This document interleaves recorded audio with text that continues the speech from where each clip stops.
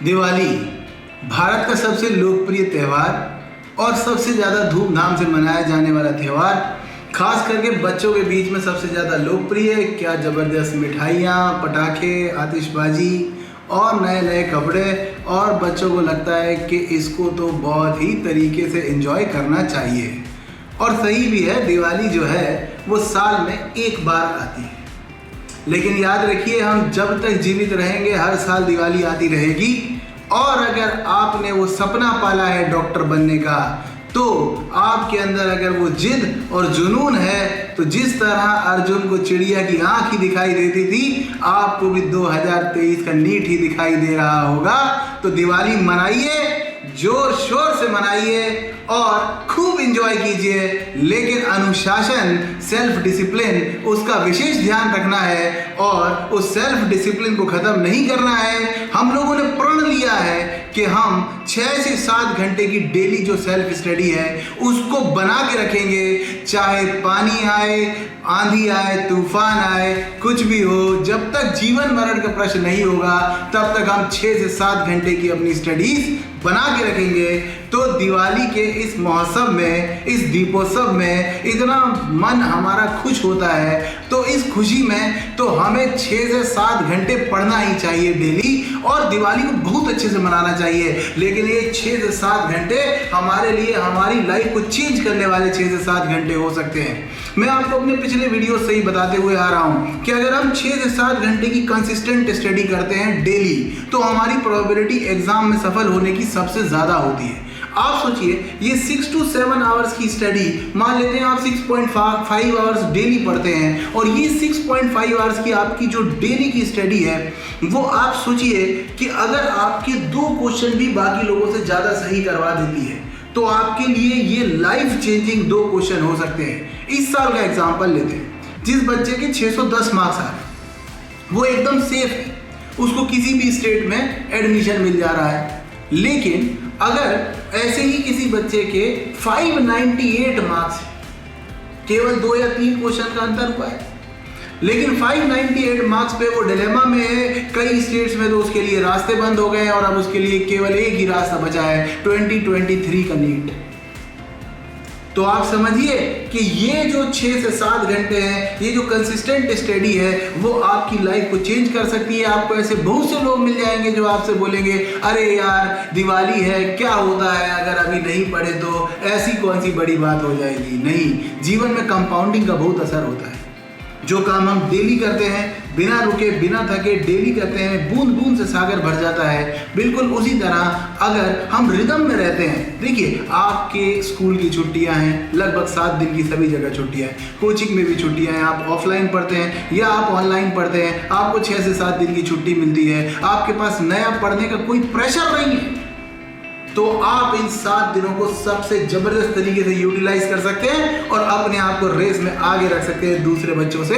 वही मैं आपको बताने जा रहा हूं कि आप दूसरे बच्चों से अपने आप को कैसे रेस में आगे रख सकते हैं। सबसे पहले तो आप देखिए कि आपका कोई बैकलॉग तो नहीं हो गया, किसी भी कारण से कभी कोई चैप्टर छूट जाता है, या फिर तीनों ही सब्जेक्ट में कुछ चैप्टर ऐसे होते हैं जो एकदम इंटीग्रेटिव नहीं होते। मैं इंटीग्रेटिव और नॉन इंटीग्रेटिव 2 शब्द इस्तेमाल करता हूं, तो मैं थोड़ी सी उनकी व्याख्या कर देता हूं कि कुछ ऐसे चैप्टर्स होते हैं, कुछ ऐसे टॉपिक्स होते हैं जिनको हम डायरेक्ट पढ़ते हैं और हमें डायरेक्ट विजुअलाइज हो जाता है। जैसे कि अगर कहीं लिखा है कि एक लड़की छत से गिर रही है तो उसकी वेलोसिटी नीचे की ओर होगी, तो इसमें किसी को कोई प्रॉब्लम नहीं है, क्योंकि जो लड़की छत से गिर रही होगी वो नीचे ही जा रही होगी, नीचे जा रही होगी, तो उसकी वेलोसिटी नीचे की तरफ ही होगी। लेकिन अब कहानी में अगर ट्विस्ट आता है और एक साइकिल का पहिया है जिसे गोल घुमाया गया एंटी क्लॉकवाइज और वो नीचे गिर रहा है, और अब आपसे बहुत सारी बातों के बारे में चर्चा की जा रही है, उसका टॉर्क, उसका एंगुलर मोमेंटम, उसकी एंगुलर वेलोसिटी, तो एकदम दिमाग चकरा जाता है, हम जू ऑफ मैथ्स में चले जाते हैं, हमें डायरेक्शन समझ में नहीं आती, क्योंकि अचानक से सब कुछ 1D और 2D से निकलकर 3D में चला जाता है। And that situation is called non integrative situation.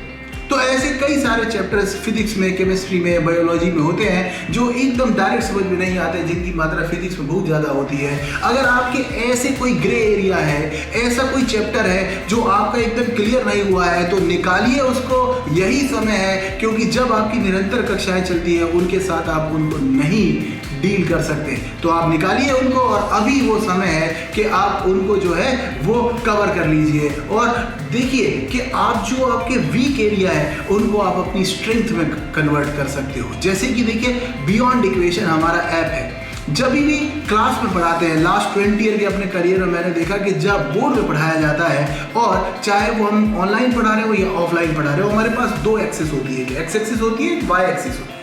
मतलब हमें सारा काम 2D में करना होता है और नंबर ऑफ टाइम्स हमें ऐसी चीज़ों को डिस्क्राइब करना पड़ता है जो 3D में चल रही है। उस समय एक ही साधन होता है कि आपको इमेजिन करने के लिए बोला जाए, बिकॉज हम हेल्पलेस होते हैं क्योंकि हमारे पास कुछ विजुअलाइज कराने के लिए नहीं होता है, आपको इमेजिन करने के लिए बोला जाए। अब इमेजिनेशन अपनी अपनी है, कौन कितना कर पाता है। इसलिए हमने तो बियॉन्ड इक्वेशंस जैसा नाम रखा है वैसे ही काम किया है, हमने 4th डायमेंशन खोल दिया है। हमने एनिमेशन ले आए हैं जो कि 3D में चल रहे हैं, एनिमेशन है जो टाइम लैप के साथ चल रहे हैं, तो आपको हर नॉन इंट्यूटिव सिचुएशन जो है उसका नज़ारा दिखाया जा रहा है कि देखो ऐसा होगा, इसकी डायरेक्शन ऐसी होगी, ये इस तरह से एग्जीक्यूट होगा।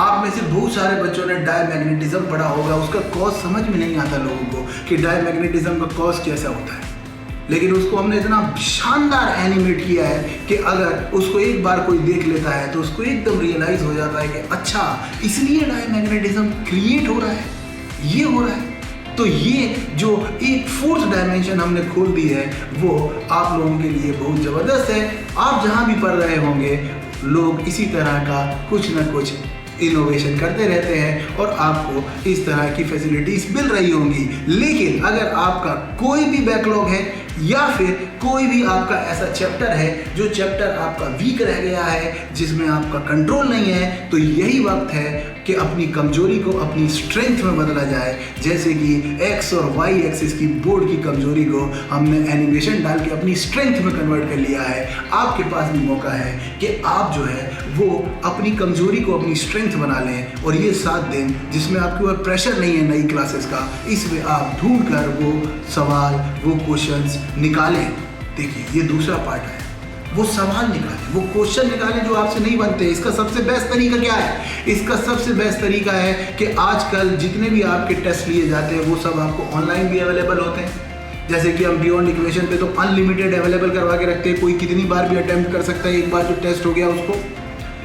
तो आप उस टेस्ट को दोबारा से कीजिए, तीसरी बार कीजिए और देखिए कि आपको कौन से क्वेश्चंस नहीं आ रहे हैं। इसके अलावा आपके पास DPPs होना चाहिए, डेली प्रैक्टिस प्रॉब्लम्स होना चाहिए। इसके बाद आपके पास एक्सरसाइज होना चाहिए, मॉड्यूल में जो एग्जाम्पल्स है वो होना चाहिए। ये सारी चीज़ आपके पास होना चाहिए और आपको इसको लगाना चाहिए। और इसमें जो क्वेश्चंस आपको नहीं आ रहे हैं, देखिए आपको ये काम रिवर्स इंजीनियरिंग के थ्रू करना है। रिवर्स इंजीनियरिंग के थ्रू करना है। आप देखिए जब स्टार्टिंग में पढ़ते हैं तो कैसे पढ़ते हैं? पहले हम कॉन्सेप्ट पढ़ते हैं, कॉन्सेप्ट पढ़ने के बाद हम न्यूमेरिकल लगाते हैं। लेकिन जब हम इस तरह 7 दिन में रिकॉल करना चाहते हैं कि हमसे क्या छूट गया, तो ये पता लगाने का सबसे बेस्ट तरीका है कि हम न्यूमेरिकल करें। अब मान लीजिए हम न्यूमेरिकल करते हो, जिस तरह के न्यूमेरिकल हमको नहीं आते, हम उससे एसोसिएटेड थ्योरी पढ़ सकते हैं, हम उस कॉन्सेप्ट को थॉरोली स्टडी कर सकते हैं और उसके बारे में पता लगा सकते हैं कि ये क्यों हुआ। केवल सवाल करना मत सीखिए। मैं आपसे कई बार कह चुका हूँ, सवाल करना रेमेडी नहीं है, क्योंकि एक अंधा आदमी है, वो एक कमरे में फंस गया है और अगर वो किसी से मदद मांगता है कि मैं इस कमरे में फंस गया हूँ और लोग ले जाकर उसे दरवाजे के पास छोड़ आते हैं, तो उस कमरे के उस दरवाजे से तो वो निकल जाएगा, लेकिन अगले कमरे के अगले दरवाजे में वो फिर फंस जाएगा। अगर आप सवाल की मेथड को रटते हो तो आप भी एक अंधे इंसान की तरह एक कमरे में से तो निकल जाते हो, लेकिन जैसे ही अगला सवाल आएगा उसमें कुछ भी परिवर्तन होगा, उसमें दरवाजा उस जगह नहीं होगा, दूसरी दीवार में होगा, तो आपको प्रॉब्लम आएगी। लेकिन अगर उस इंसान की सर्जरी कर कर उसको आंखें लगा दी जाए तो फिर वो किसी की मदद का मोहताज नहीं है, वो खुद देख लेगा कि दरवाजा इस दीवार में है या उस दीवार में है। तो कॉन्सेप्ट के अंदर वो शक्ति है कि अगर आप कॉन्सेप्ट पढ़ लेते हैं तो आप निश्चित ही किसी भी न्यूमेरिकल को क्रैक कर सकते हैं। अदरवाइज आपके पास बहुत सारे न्यूमेरिकल्स की कैटेगरी होती है, टीचर आपको एक ट्रिक बता देता है कि ये इससे कर लेना, वो उससे कर लेना, फिर आपकी दीवारों पर बहुत सारे फॉर्मूले इकट्ठे हो जाते हैं और लास्ट में समझ में नहीं आता कि क्या फॉर्मूला लगाएं और किस सवाल में लगाएं। इसलिए कॉन्सेप्ट सीखिए। कॉन्सेप्ट वो चाबी मास्टर की है जिससे कि सारे ताले खुल जाते हैं। और अगर आप ट्रिक्स सीखते हो, अगर आप सिर्फ सवाल के पैटर्न सीखते हो, पैटर्न नंबर 1 का सवाल, पैटर्न नंबर 2 का सवाल, इस तरह से अगर पढ़ाया जाता है तो अंत में आपके पास इतने सारे ताले और इतने सारे चाबी होंगे कि सही ताले में सही चाबी डालना आपके लिए सबसे मुश्किल काम हो जाएगा। And it is time taking, तो वो कठिन हो जाता है। इसलिए अपनी स्ट्रेंथ को पहचानिए और अपनी वीकनेस को भी ढूंढिए। वीकनेस ढूंढिए, उसको अपनी स्ट्रेंथ में बदलिए। ये गोल्डन टाइम है 7 दिन का। आप खूब एंजॉय कीजिए, खूब दिवाली मनाइए, लेकिन क्योंकि आपके पास बहुत टाइम है, आपके स्कूल जाने का टाइम बच रहा है, आपके कोचिंग जाने का टाइम बच रहा है, लेकिन अपनी सेल्फ स्टडीज के साथ समझौता मत कीजिए। अंत में वो ही आपकी लाइफ बदलेगी।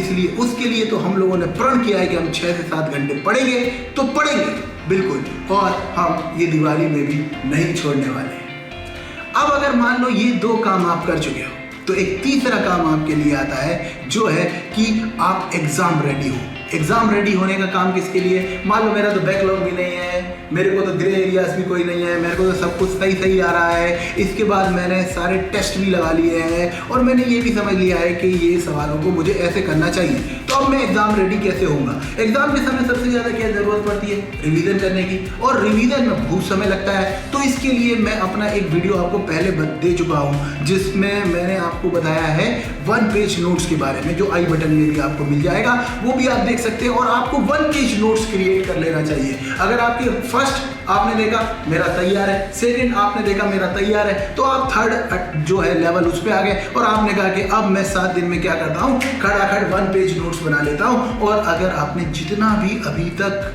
जितना भी टॉपिक कवर किया है, अगर आपने उस सब का 1 पेज नोट्स बना लिया, तो विश्वास कीजिए ये आपके लिए बहुत मददगार साबित होने वाला है। क्योंकि 1 पेज नोट्स की जो स्ट्रेटेजी है वो आपको कहाँ ले जाती है? 1 पेज नोट्स की स्ट्रेटेजी इस लेवल पे ले जाती है कि आपने एक बार वो 1 पेज नोट पढ़ा और आपका पूरा चैप्टर रिफ्रेश हो जाता है। तो ये काम आपको करना ही। ये दिवाली में हमको वो काम करना है। दिवाली किस चीज़ का त्यौहार है? दिवाली त्यौहार है प्रॉस्पेरिटी का, दिवाली त्यौहार है नई उमंग का, दिवाली त्यौहार है कि हम नया लेवल अचीव करें अपनी लाइफ में। और कोई भी स्टूडेंट नया लेवल अपनी लाइफ में अचीव कर सकता है ज्ञान के माध्यम से, क्योंकि ये त्यौहार लक्ष्मी जी का तो है ही, सरस्वती जी का भी त्यौहार है, गणेश जी का भी त्यौहार है। तो हम लक्ष्मी जी का भी ध्यान रखें, ऊधम भी मचाएं, मस्ती भी करें, लेकिन सरस्वती जी और गणेश जी को भी पकड़ के रखें। और वो जो ईमानदार काम हमने शुरू किया है 6 घंटे पढ़ने का, वो 6 से 7 घंटे तो हमको पढ़ना ही है। आप सभी को दीपावली की हार्दिक शुभकामनाएं। इस दीपोत्सव पर माता लक्ष्मी और सरस्वती की कृपा से आप नए कीर्तिमान स्थापित करें, अपने जीवन में नए आयाम स्थापित करें। आने वाला जो वर्ष है वह आपके लिए सुख, संपत्ति, यश और कीर्तिदायक हो, ऐसी हमारी कामना है। पुनः आपको दीपावली की बहुत बहुत शुभकामनाएं।